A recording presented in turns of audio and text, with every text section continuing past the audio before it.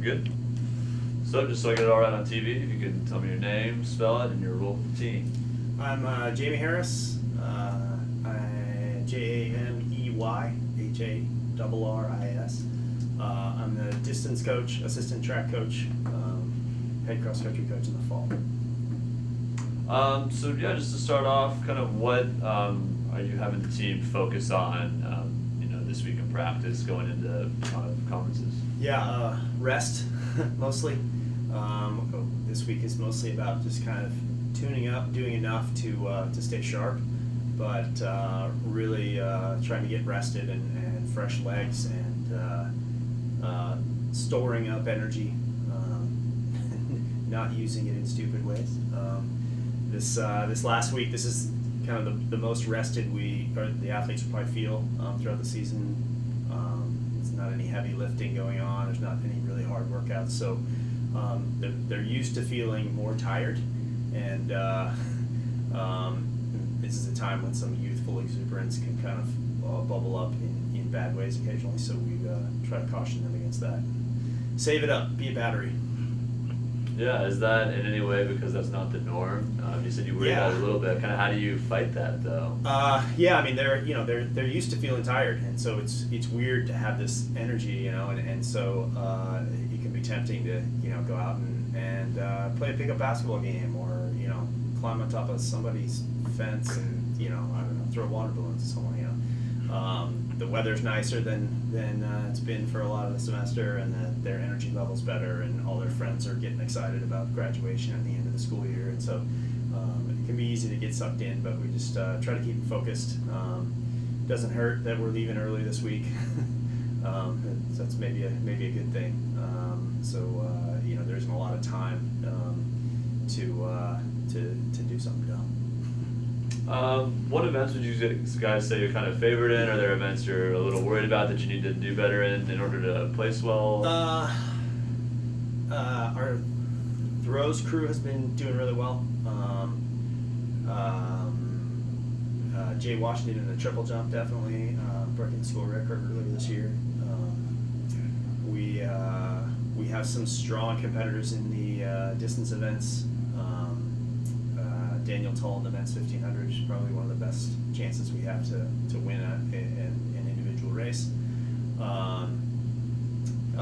We have relay teams, men's and women's sprint relay teams that are kind of finally at full strength, really for the first time all season, or maybe the second time. I think there's opportunities to get points in a lot of different event groups, and this is one of the few times, probably the only time all year, that we're really paying attention to the team score, and trying to place well as a team. Generally, throughout the rest of the season, it's all about building toward this meet as a team, and everyone's individual performances in how they're going to add up at this meet. So it's a little bit different experience, but definitely a more team-focused event here. You sound like a broken record asking to tell you guys, but how does that kind of change the way you look at a race, come up with a race plan and strategy? Like in the middle of the meet, is there ever a time where you might change your strategy because it's about getting team points? Yeah, definitely. I coach the distance events, so that's where my mind goes automatically. Quite often in the 800 or the steeplechase, people are going to run fast times. A lot of times there'll be PRs at championship meets like this. In a 1500 or a 5K, and a lot of times in a 10K, because the focus is more on places than times, a lot of times the early pace is really conservative, with people not wanting to make a mistake, unless someone in the race has decided on a strategy of being really aggressive.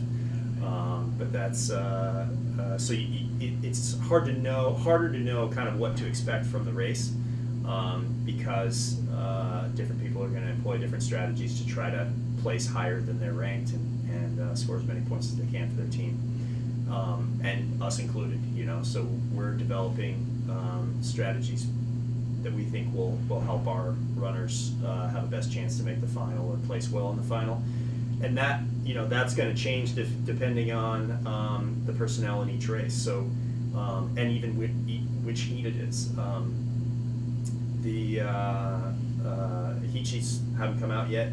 When they do, the specific personnel in the heats, especially like in the 1500 where there's preliminary heats, and then they're always very tactical with everybody kind of looking at everyone else and waiting for someone else to make a move and wanting to react to it. But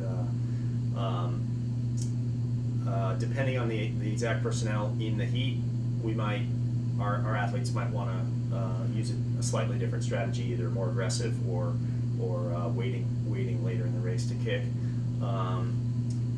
Also, if you're in the last heat of those distance events in the prelims, a lot of times, they'll have the advantage of having seen the previous heats go and knowing what time they need to get a time qualifier, even if they're not in the top 3 or 4 or whatever it takes. So